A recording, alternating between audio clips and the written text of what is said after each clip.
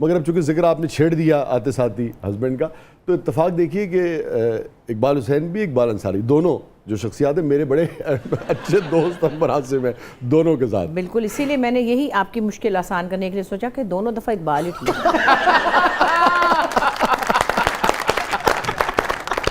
क्या हम का कोई नया नाम याद करना पड़ता, कोई परवेज, कोई तजम्मुल टाइप नाम, आप क्या करते? हाँ, आप क्या करते? ये इस कदर जिंदा दिली, इतनी पॉजिटिविटी, मतलब मैं सिर्फ इसकी दादी दे सकता हूँ। क्या बात, क्या बात। Thank you. ये शायद पता नहीं यार, इसका कोई प्लान नहीं होता, ये आपकी नेचर होती है, या होती है या नहीं होती है।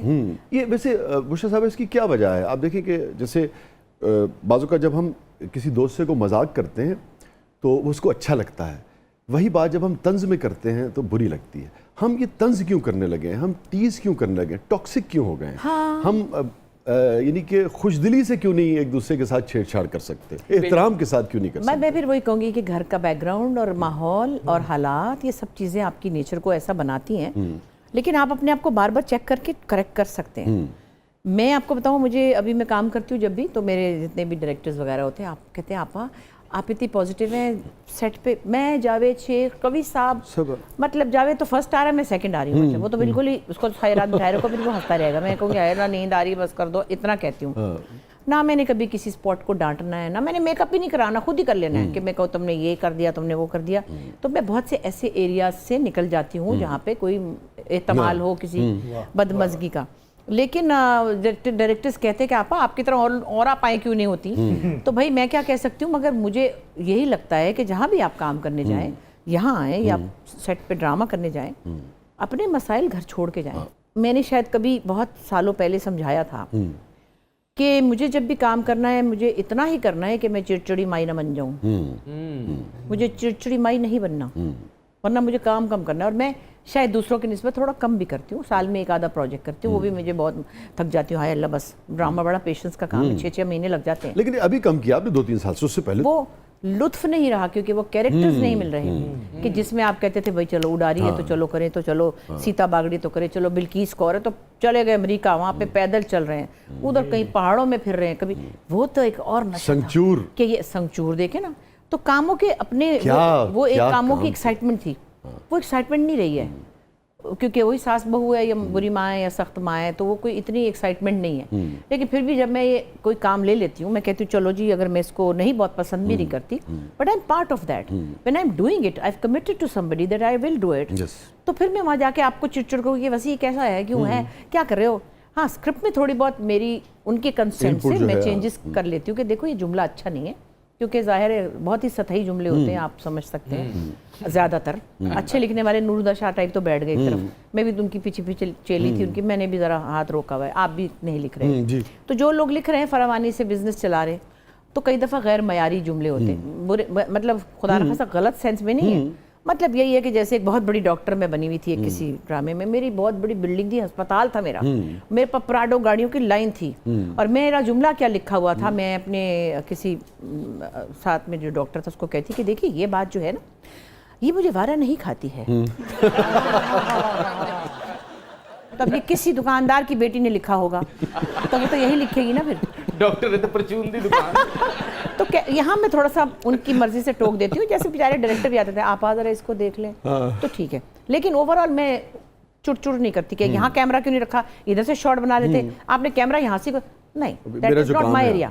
सो मैं लोगों को कंफर्टेबल रखती हूँ। बहुत अच्छा, का बड़ापन है और बड़ेपन की आजिज़ी है कि आपने वॉल्यूम ऑफ वर्क की बात की, वरना मैंने एक बहुत जो इब्तदा में आपके लिए कलमात कहे, मैंने बहुत ज़िम्मेदारी से कहे, बहुत सोच समझ के कहे, बहुत कैलकुलेट करके देखा कि क्या सब कंटेंट में मैं जो बात कहने जा रहा हूँ, ये वैसे तो अच्छी बात है मेहमान को आप मोहब्बत से बुलाएं, मगर वो हकीकत से बुलाया मैंने आपको।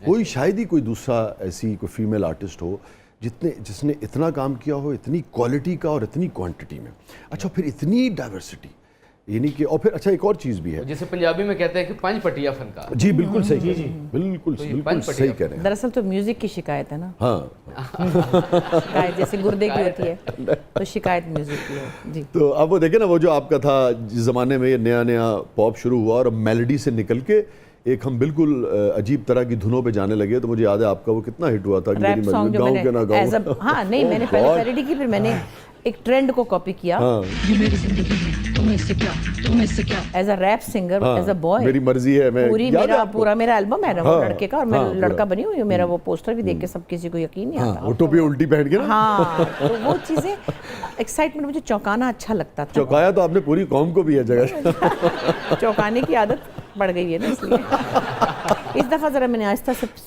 करके निकाली हवा। लोगों को चौंकने में तकलीफ क्यों होती है, ये बताइए। क्योंकि लोग खुद चौंका नहीं सकते।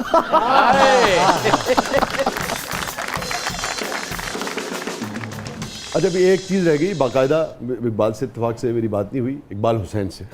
तो मैंने कहा मैं आपको मुबारकबाद दे दूं, और किसी भी शख्स की जो ज़िंदगी है जैसे वो जीना चाहे, हम अपने दोस्त की, साथियों की खुशी में खुश होते ऐसा हैं, ही कोई जजमेंट नहीं, जो जैसे वो जीना चाहे। आप खुश हैं, मैंने कहा मुबारकबाद आपको दे दें। बस एक गल शाह जी मैंने दो कि मैं जान तो पैसे नहीं लुट सके।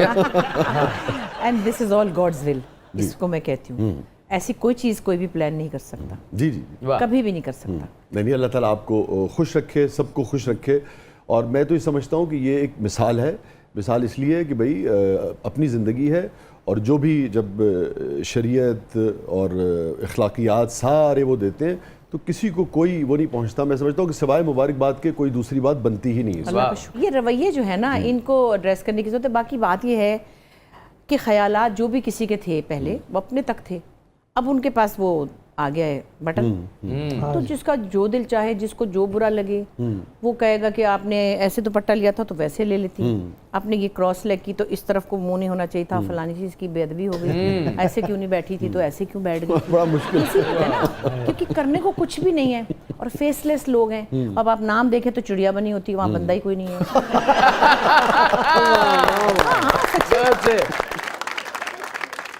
उन लोगों के पास आ गई ये चीज़, तो फिर वो तो जो मर्जी करें। ऐसी चिड़िया जिसका दिल जहर का है। दिल, लेकिन मैं उन्हीं को चाहती हूँ कि वो एजुकेट हो। मैंने बल्कि एक दिन बड़ी अच्छी बात सुनी थी। कराची में एक स्टाइलिस्ट है हमारा बच्चा, मैं नाम नहीं लूँगी, और उसकी माँ ने उनको पाला, 2 बहन भाइयों को, बड़ा मशहूर स्टाइलिस्ट है। और उसने कहा कि आपा, हमने अपनी अम्मी से कहा कि अम्मी हम बड़े हो गए, हम अपने काम पे लग गए, आप अकेली बैठी रहती हैं, हमने अपनी अम्मी की शादी करा दी। तो मैं तो इतनी खुश हुई, मैंने कहा बहुत अच्छा किया, और हमारी अम्मी इतनी खुश हैं। तो कहने की बात यह कि बापों की तो फिर भी कहीं ना कहीं गुंजाइश होती। बाप जी, कहते- जी। बच्चे कहते हैं भाई अब्बा अकेले हैं, अपनी बोर हो रहे ख़वातीन थे। के वाले से पता नहीं क्यों। हाँ, अम्मियों को कहते हैं तो हांडी पकाती रहेगी तो बस हमें तकलीफ ना हो जाए कहीं। तो बहरहाल ऐसा ही है। खैर, नहीं, अल्लाह ताला आपको क्या बात। खुश रखे, और लोगों को भी इस बात को समझने की तौफीक दे। एक तो ये कि भी लोगों की अपनी ज़िंदगियाँ हैं, और दूसरे ये एक अच्छा फैसला गल्ला तो सारी ठीक ने, ये भी पूछ लो कि आजकल को तनिया गोश्त पका के खुआ रहे हैं कि नहीं खुआ रहे। अब किचन में बहुत कम जाना होता है आजकल, तो मुझे यूट्यूब पे आने का, हाँ, अब वो भी 4 साल से मैं नहीं उसको देख रही थी। बहुत से दोस्तों ने कहा, फिर मेरी बेटी भी कहती रही, वो हमने गवांड किया था जो पीस हाँ। सॉन्ग, उस वक्त बनाया था। फिर उसके बाद मुझे समझ ही नहीं आई ये क्या है। तो कोई मेरे ख्याल नवंबर से मैंने कहा अच्छा चलो भाई ज़रा इसका वॉल्यूम बनाते हैं, लोगों से ताल्लुक़ बनाते हैं। और उसमें मैं कभी कभी कुछ बनाती हूँ, लेकिन अभी धनिया गोश्त नहीं बनाया, आलू गोश्त बनाया था। दुनिया बह गई सी, बह करा देसी घी वाला आलू गोश्त। और अभी मैंने कैरी का शरबत बनाया, अम्बी का। अरे वाह क्या कह, वाह वाह। जिस दिन आपने करेले गोश्त खिलाया, इकबाल साहब ने सुते नहीं उठना, 9 घंटे सुते। हाँ, नहीं करेले पता क्या, अब ज़्यादा मैं करेले बगैर गोश्त के बनाती हूँ। अच्छा, बनाती हूँ, मुराद मैंने सिखा दिया खानसामा को, क्योंकि अब गोश्त को आप वैसे भी कम करें जिंदगी जितना से तो कम बेहतर करते चले, है। हाँ। लेकिन हमारे घरों में तो बगैर गोश्त, उसके दाल गोश्त में भी का। पकता था। हाँ, हाँ। हमारे अब्बा तो मतलब दाल, मूंग की दाल में भी गोश्त होता था। अहमद बशीर साहब हमारे शोबे का, सहाफ़त का, अदब का एक बहुत बड़ा नाम है। कोई ऐसी बात जो आपके हाफजे में आ रही है जो इससे पहले आपने किसी टेलीविज़न के शो में न शेयर की हो? एक तो जो कहते हैं ना, अब्बा एक बड़े मुश्किल और गुस्सीले और इंटेलेक्चुअल आदमी थे। दूसरी तरफ अब्बा इंतहाई मासूम इंसान थे। यानी अब्बा घर पे बैठे लिखते पढ़ते रहते थे हर वक्त। हमारी अम्मी सब कुछ करती थी, गाड़ी चला के तो जियो के दफ्तर में कॉलम देने भी अम्मी जाती थी। हाँ, फ्रंटियर पोस्ट दफ्तर ए दिया तो फलाने दे दफ्तर और दिया तो घर से, टिपिकल अदीबों वाली हाँ, बात तो है। वो हिलना ही नहीं है। तो अब हम जब छोटे थे, हम 4 बहनें और एक छोटा भाई था। तो मुझे सॉरी, आप बहुत, मुझे माजरत, मुझे फैज साहब का एक शेर याद आ गया। हाँ। इसमें। इन लोगों के ऊपर हाँ। हम सहल तलब, यानी कि ये आसानी हाँ, पसंद, सहल पसंद। हम सहल तलब कौन से फरहाद थे लेकिन, हम सहल तलब कौन से फरहाद थे लेकिन, अब शहर में तेरे कोई हमसा भी कहाँ। तो हमारी अम्मी घर भर भी ढूंढ के लाएं अब आप हम अहमद लोग बशीर। किराए के घरों में होते थे तो अम्मी घर भी अम्मी देखती थी। तो अब्बा जाते थे, उस वक्त मसावात में थे, मुझे जब की बात याद है। सुबह जाते थे, रात 9 बजे आते थे, जैसे सहाफ़ी जाते हैं। तो हमसे उस घर का पता ले जाते थे कि तुसी कित्थे चली हो, आज शाम को तुसी कित्थे चली हो, मतलब कौन सा घर जा रहे हो तुम लोग। उस घर का एड्रेस ले लेते थे, वापसी पे आ रहे होते थे रात को, तो हमसायों से पूछ रहे, कहते हैं कि इधर कोई नए किराएदार आए, इधर कोई नए किराएदार आए, इधर से पूछते पूछते उन्होंने कहा हाँ हाँ उधर उस घर में आए तो हैं, वहाँ मर्द कोई नहीं, औरतें ही होते। कहते वही वाला घर।